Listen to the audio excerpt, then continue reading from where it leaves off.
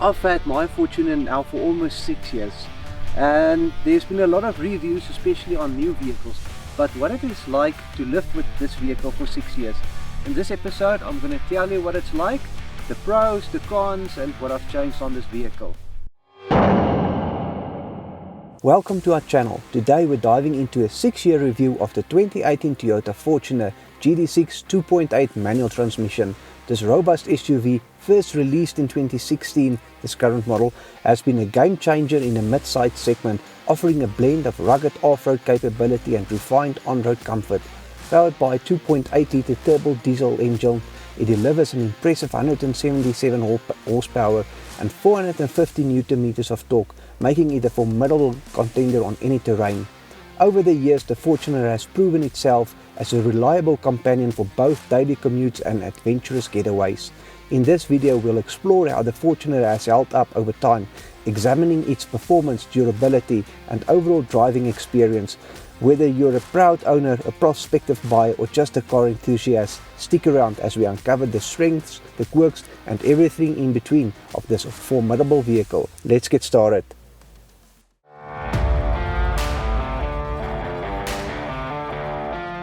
In terms of driving comfort of the Fortuner, I don't really know what it's like to drive it with standard suspension, because I had Overlanding installed from the beginning. But it's really a very easy car to drive. I think because it's got a shorter wheelbase than a pickup or a bakkie. It's also more maneuverable on 4x4 tracks. You can turn sharper. In terms of open road driving on a tar road, it's pretty comfortable. I don't really have any complaints due to the aftermarket suspensions. Maybe not the softest ride, but it's a nice and firm ride, especially if there's a bit of corners. The suspension is not too soft that you have a lot of body roll when driving it. In terms of gravel roads, I think the Overlanding suspension comes to its own there. It's really fantastic behaved on gravel roads. It's not loose, it's not sliding around, you're on control all the time. Look, generally on gravel roads I engage 4x4 high range anyway. It just gives you a little bit of more control and things like that. In terms of towing with the vehicle, I'm pretty happy with its towing abilities. I can easily stay in 4th gear without really the need to shift down on uphills. So usually when it's flat I tow in 5th gear. The odd occasion I might go into 6th gear, but I prefer to be in 5th gear. And in 5th gear on the open road there's not really a need to shift down a lot. Even with overtaking, if you plan it nicely, you can stay in 5th. In terms of the 4x4 capabilities, so far it can do everything that I want to do with it. Look, it's not a rock crawler or a monster 4x4, but all the trails that I've done, I could do everything that I wanted to do. It's pretty capable. I think most of the people won't reach its full potential in terms of 4x4 capabilities. And what's nice with it being a manual, you can just let it idle through a lot of the obstacles without breaking too much of a sweat.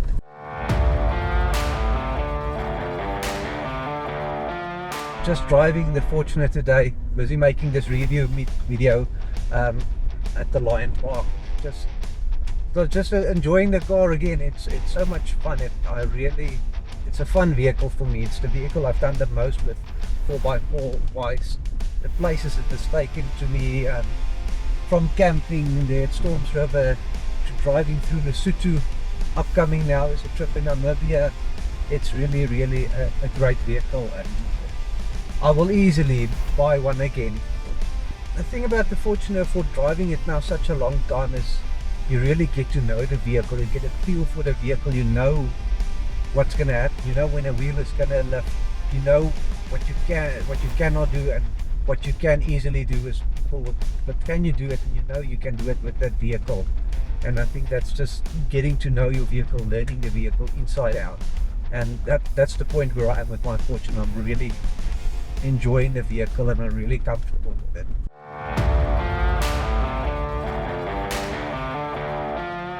In terms of problems, I haven't had too many, but I had two biggish problems. The first one is the clutch failed on this. So why the clutch failed, that I don't know. It was around 70,000 kilometers and it was replaced under warranty, but yeah, unfortunately the vehicle did leave me next to the road. We were on our way to 3 provinces and we were towing, and all of a sudden there was just no power going through to the wheel, so we stopped next to the road and we had to be towed in, taken back. It's not really a nice feeling. The other thing that failed was one of the aircon pipes. It had a small leak in there, a small crack, and they also had to replace that on warranty, luckily.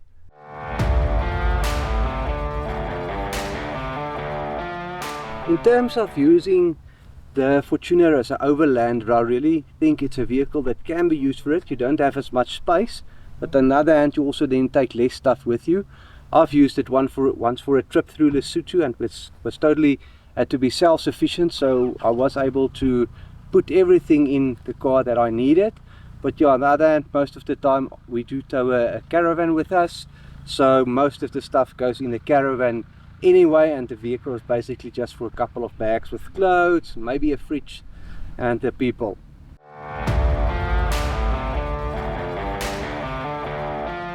What would I change? What really irritates me about the vehicle?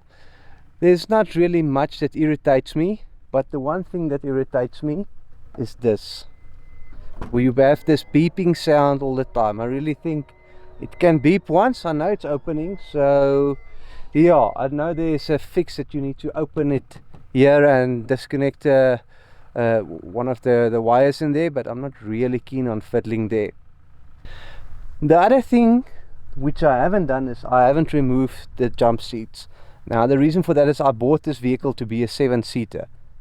So if I remove it, then it's not a 7-seat anymore, then I lose that functionality. So for now they will remain there.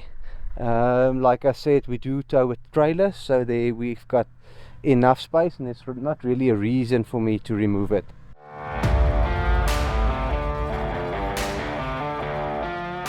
One thing that what I really like about the Fortuner, and in comparison to some of the newer vehicles that has come out, is the simplicity.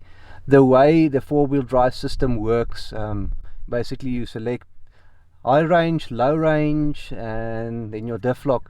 There's not all these modes and things like that, so it's up to the driver to decide what to do, and in most cases you can get around it. Look at most of these build up vehicles, they don't have all these funny drive modes, so it's for the driver to decide, and it's simple. There's not much that doesn't take you half an hour to figure out how the car works. You get in and you understand it. One of the nice things of the Fortuner is how easy it is to live with the vehicle day by day, using it for holidays, driving to work, whatever you want to. It's really an easy vehicle to live with, even with it being a manual vehicle. The gearbox is so smooth, and you're not hunting for gears all the time. It really is a pleasure to drive.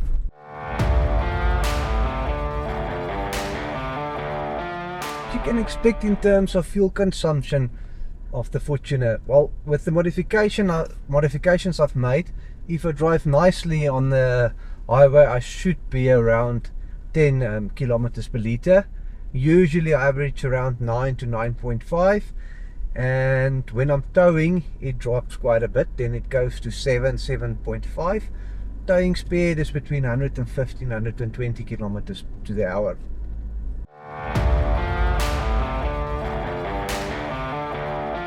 In terms of modifications, what I've done to the vehicles, what I've changed, though, the first thing that I've changed is I've changed the suspension on it.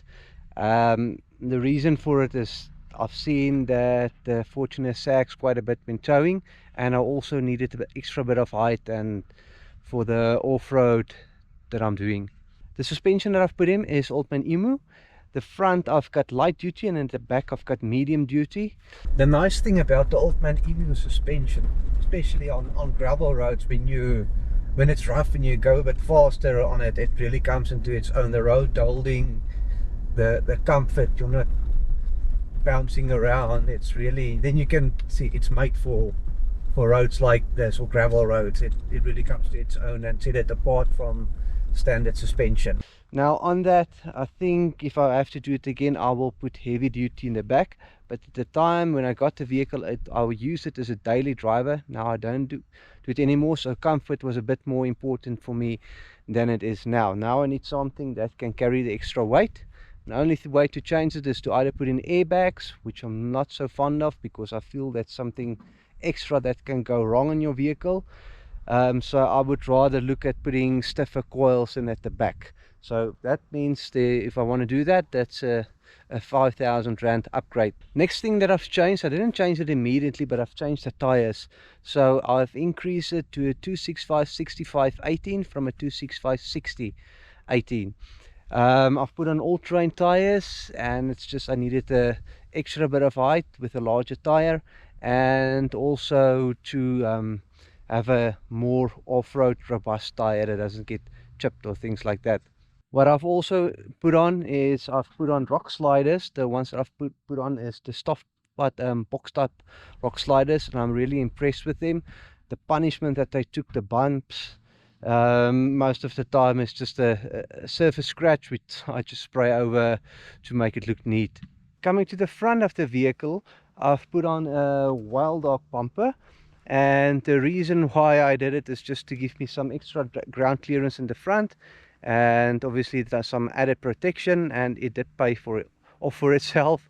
On the Lion Safari Park I once drove into a rock, yeah, a bit of a driver error, but at least the bumper saved the day and prevented any major damage. So the reason why I went for this specific bumper, the Wild Duck one, at that stage it was the lightest bumper I could find, and if I went if I went much heavier, I would have had to replace the suspension on the front of the vehicle, so I would have had to go for the medium duty. So I was able to keep it, and it did not really sag that much, so that was a bit of a gamble I took, but luckily it paid off. I don't have a winch yet, and the reason why I don't have a winch is I don't really have a use for it at the moment. It's just going to be added weight in front of the vehicle, and again I will then need to upgrade the suspension. So it's a bit of a package. If you put the one in, you also need to do the other, which increase the cost. So for me at this stage it's not worthwhile to put in a winch. Would be nice to have one to help people out or in case something happens, but yeah, the cases I was stuck, I was able to just use my max tracks or just use a normal tow strap. What I've also installed is a heavy duty bash plate, and it took quite a number of bumps already. The one that I put in there is the Desert Armor one, and so far I'm very happy with it. It's bent like crazy, but it did its job. So yeah, maybe in the future I will replace it, but for now it's really doing its bit in protecting the vehicle. What I also have in is a throttle controller. It's the Power Plus one. I've had it for a number of years. I'm going to just give you the added advantage of dialing in your throttle response, although the Fortuner does have its own function like that, where you can adjust the throttle response basically from a bit aggressive or to a little bit less aggressive. They basically call it eco mode, or what's the other one, power mode. In the Fortune it's known as eco mode or power mode, but it basically does the same thing as a throttle controller. The advantage with a throttle controller is you can be in between those settings, and I feel that on the power part it's a bit more aggressive than what the Fortuner have. In terms of the engine, have I changed anything? No, it's stock standard like it came from the factory. It's the 2.8 GD6, and in my honest opinion it's a pretty good engine. I haven't had any issues with it, so yeah, I'm pretty happy with the power plant. What people do tend to do is they sometimes do put free flows on it.